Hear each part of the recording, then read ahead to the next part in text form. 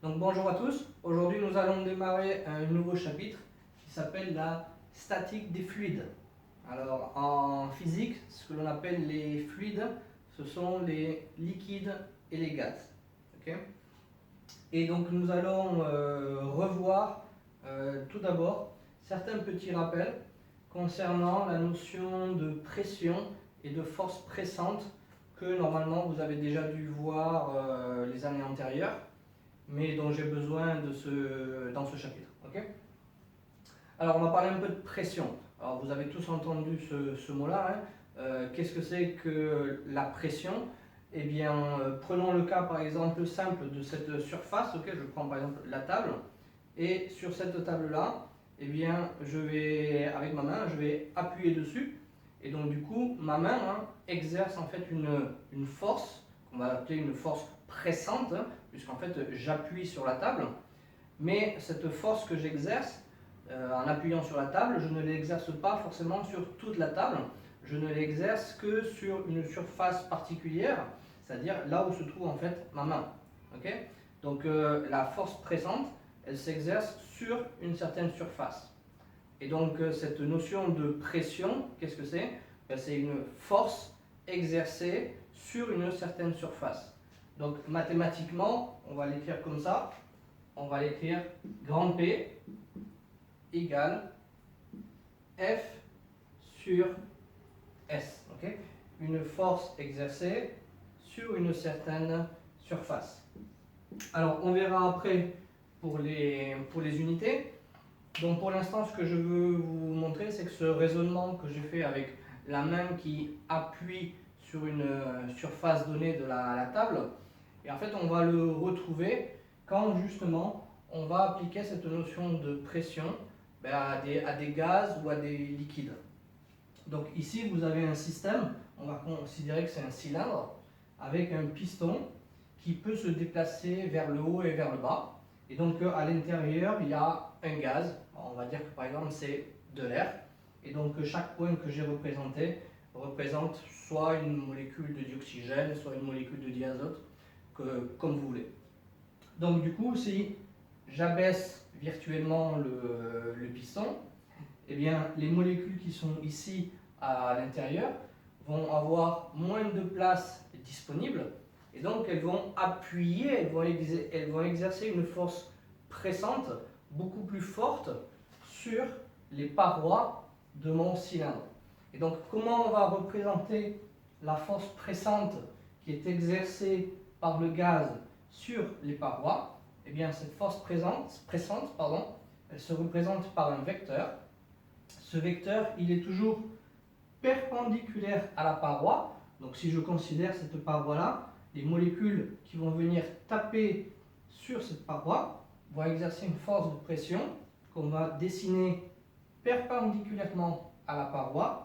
Et en ce qui concerne le sens, eh bien, la force est toujours orientée du gaz vers la paroi. Okay, donc si on prend des molécules qui sont dans cette zone et qui viennent taper cette paroi ici, eh bien, la force pressante qui est exercée par les molécules sur cette paroi, on va la dessiner perpendiculairement à la paroi et orienter dans ce cas-là vers la gauche.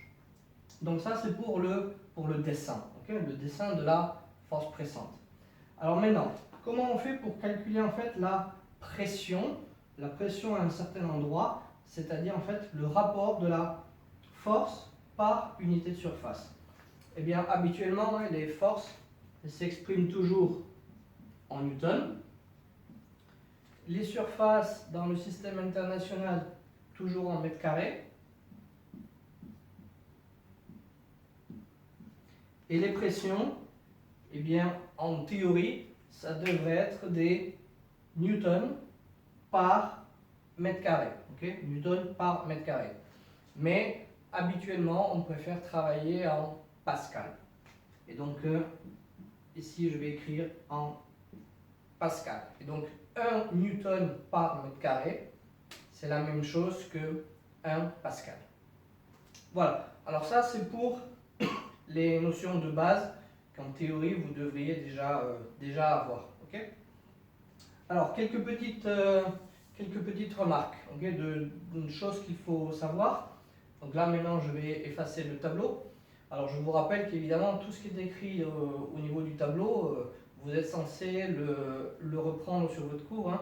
Ne restez pas croisés devant, les bras croisés devant la vidéo, ça ne sert à rien. Okay, donc ça c'est vraiment votre cours, reprenez-le. Donc là je vais effacer. Et donc qu'est-ce qu'il faut savoir, d'autre? Ben, il faut savoir que si par exemple on prend l'air qui est dans cette pièce, eh bien l'air exerce sur nous une certaine pression. Okay, on a tous une certaine quantité d'air au-dessus de notre tête, et donc il exerce une certaine pression, qu'évidemment on ne ressent pas parce que notre organisme il est prévu pour supporter justement l'action de l'air sur nous. Okay, mais cet air-là exerce bien une certaine pression, et donc ça s'appelle la pression atmosphérique. Et donc c'est bien de connaître la valeur de la pression atmosphérique. Alors ça on va l'écrire en remarque. Okay, alors remarque. Donc petit a, qu'est-ce que j'ai écrit? Donc la pression atmosphérique. La pression atmosphérique, c'est-à-dire la pression exercée donc par l'air, okay, c'est-à-dire la pression exercée par l'air au niveau de la mer. Donc qu'est-ce que ça veut dire au niveau de la mer? Au niveau de la mer, ça veut dire altitude 0. Okay, donc ça, je vais le préciser entre parenthèses. Ça veut dire altitude 0 mètre. Okay, au niveau de la mer, c'est la référence pour les altitudes. A pour valeur. Et donc vous verrez que dans tous les manuels, hein, cette pression atmosphérique, alors je vais l'écrire par exemple ATM, pression atmosphérique, c'est-à-dire la pression de l'air au niveau de la mer, elle a pour valeur 1,013 fois 10 puissance 5 pascal. Voilà, ça c'est une valeur très fréquente, je vous conseille de la connaître, même si la plupart du temps on vous la donnera dans les exercices. Okay, deuxième chose qu'il faut connaître, c'est que le pascal, donc c'est l'unité dans laquelle en fait on va exprimer en fait les valeurs de pression, mais il faut savoir aussi qu'en ce qui concerne les pressions, on utilise beaucoup d'autres unités possibles. Okay, alors nous on ne va pas les voir toutes, mais il y en a deux en particulier qu'il faut connaître. Il faut savoir ce que c'est que l'hectopascal, qui est très utilisé en météorologie, et il faut savoir ce que c'est que le bar, qui par exemple est très utilisé si vous faites de la plongée sous-marine. Donc c'est des facteurs de conversion à connaître. Okay, et donc 1 hectopascal, okay, 1 hectopascal, c'est la même chose que 100 pascal. Donc ça c'est le premier facteur de conversion à connaître. Et ensuite 1 bar, c'est la même chose que 10 puissance 5 pascal. Ça veut dire que si je reprends ma valeur de pression atmosphérique, si par exemple je veux la convertir en bar, eh bien 1,13 fois 10 puissance 5 pascal, c'est la même chose que 1,013 bar. Ok? Voilà. Donc à ce stade-là, on va faire un petit exercice. Donc je vais effacer.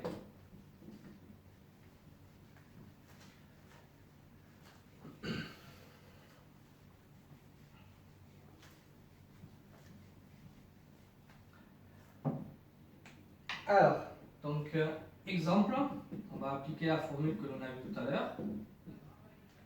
Alors, calculer la valeur de la force pressante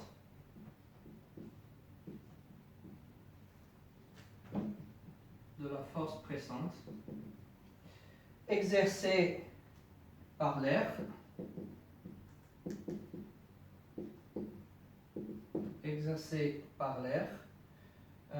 qu'est-ce que j'ai mis d'autre? Sur une vitre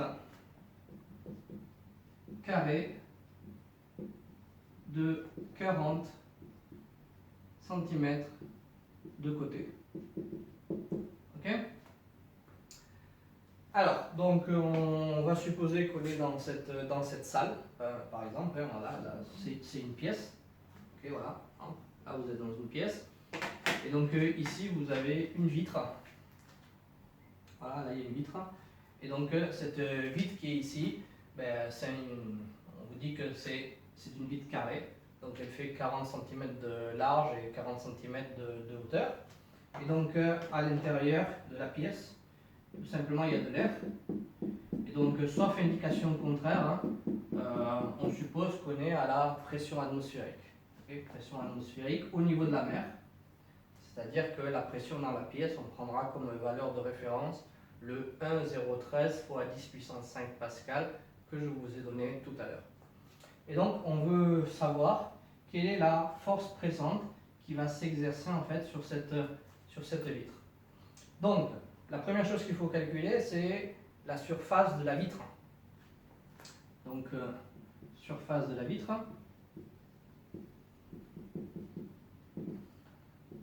Et donc ce sera S égale, et comme c'est un carré, donc il me suffit de faire normalement 40 fois 40, et vous allez obtenir des centimètres carrés. Alors moi ce que je vous conseille de faire, c'est plutôt que de trouver la valeur en centimètres carrés et ensuite de transformer en mètres carrés, moi je vous conseille plutôt transformer les centimètres en mètres, et ensuite vous multipliez les deux valeurs en mètres. Ce sera plus simple peut-être au niveau des conversions. Donc 40 cm, c'est la même chose que 0,40 mètres.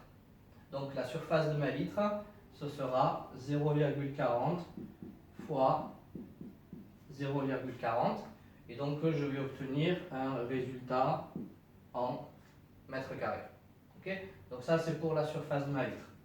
Donc moi je l'ai déjà calculé, juste je vérifie. Donc 0,4 donc au carré, et donc ça va me faire effectivement 0,16 mètres carrés. Voilà, ça c'est pour la surface de ma vitre. Et maintenant, pour calculer la pression qu'exerce l'air sur ma vitre, eh bien je vais appliquer la formule, c'est-à-dire je vais appliquer F sur S. Et donc là, ce que je cherche, c'est la valeur de F. Okay, c'est la valeur de la force pressante. Donc il faut transformer un petit peu la formule. Et donc ça va me donner F égale P fois S.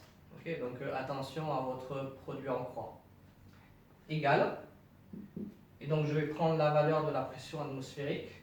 Donc 1,013 fois 10 puissance 5, et je vais multiplier par 0,16, c'est-à-dire la surface de ma vitre.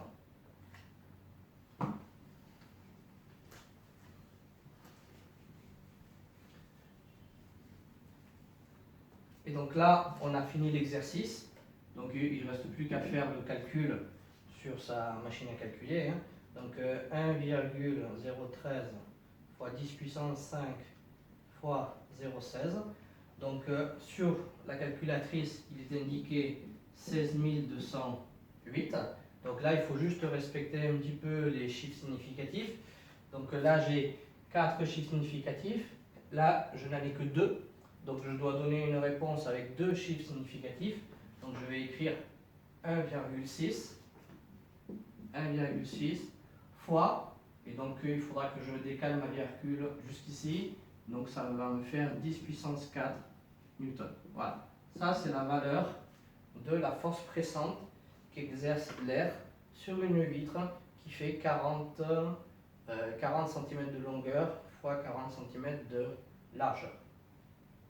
Et s'il fallait la dessiner, cette force-là, alors là pour l'instant sans considération d'échelle, et donc je vous ai déjà expliqué comment on fait pour dessiner une force pressante. Ça c'est la vitre. Il faut dessiner la force pressante perpendiculaire à la vitre et toujours orienter du gaz vers la vitre. Donc du coup je vais faire ceci. Hop. Voilà. Okay. Et ça symbolise la force pressante qui est exercée par l'air sur la vitre. Donc voilà pour ce petit exemple. Alors avant d'aller plus loin, je vous encourage donc à faire deux exercices qui sont sur votre livre. Et donc ce sont les exercices qui sont page 231 et c'est le numéro 28 et 29. Ok, page 231, numéro 28 et 29. Donc maintenant vous allez mettre la vidéo en pause. Vous allez chercher ces deux exercices-là qui ressemblent étrangement à ce que je viens de faire. Hein, ils ne posent pas de difficultés particulières. Et ensuite, je vous ai mis en pièces jointes deux autres exercices. Hein, vous verrez dans les pièces jointes que je vous ai envoyées. Un exercice qui porte sur un pneu qu'on est en train de gonfler et un autre exercice qui porte sur un skieur qui justement ne veut pas en fait s'enfoncer dans la neige. Donc pour ces deux exercices-là, je vous donne en fait un corrigé que vous trouverez également en pièce jointe, mais pas aujourd'hui. Je vous laisse un peu de temps pour les chercher et je vous enverrai les corrigés la fois prochaine. Voilà, alors pour l'instant, cherchez les deux exercices qui sont en fait dans votre livre. Vous mettez la vidéo en pause et vous regardez la suite après. Voilà, bon courage pour la suite.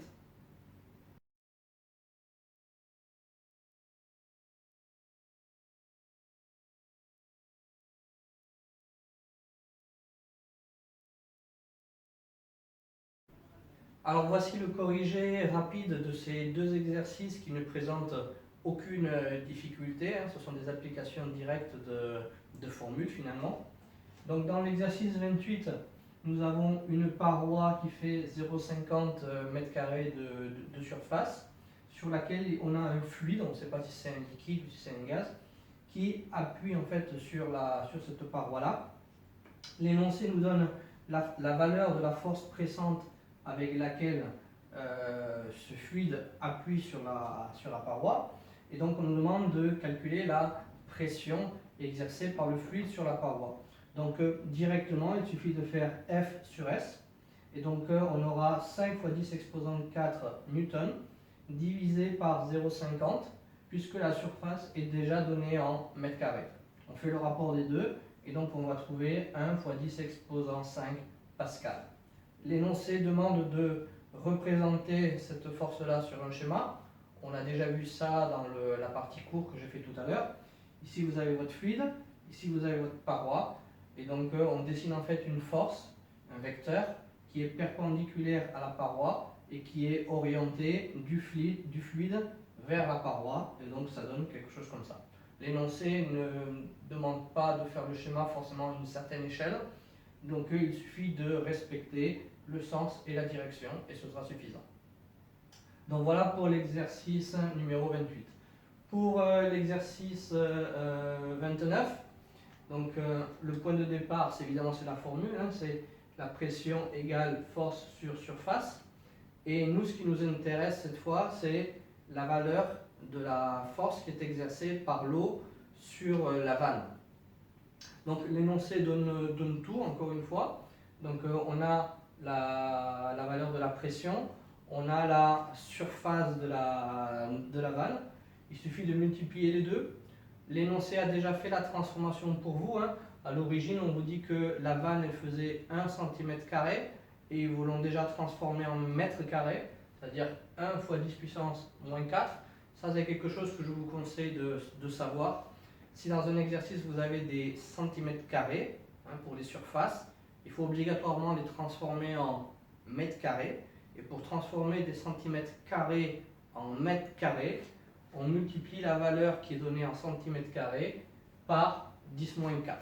Okay, donc ça, il faut connaître. Et vous faites après votre application numérique. Donc 3 fois 1, ben, ça fait 3. 10 puissance 5 par 10 puissance moins 4, ça fait 10 puissance 1. Donc la force pressante est équivalente à une force dont l'intensité est égale à environ 30 newtons. Voilà pour ces deux exercices simples d'application. Et donc maintenant je vous engage à chercher les deux exercices dont je vous ai parlé tout à l'heure, qui sont dans une pièce jointe que vous trouverez donc sur Pronote. Vous avez un exercice avec un pneu qui est très facile à faire, et un deuxième exercice qui porte sur un skieur et qui est beaucoup plus intéressant. Voilà, donc maintenant vous arrêtez la vidéo et vous cherchez ces deux exercices-là, et je vous enverrai le corrigé la prochaine fois. À bientôt.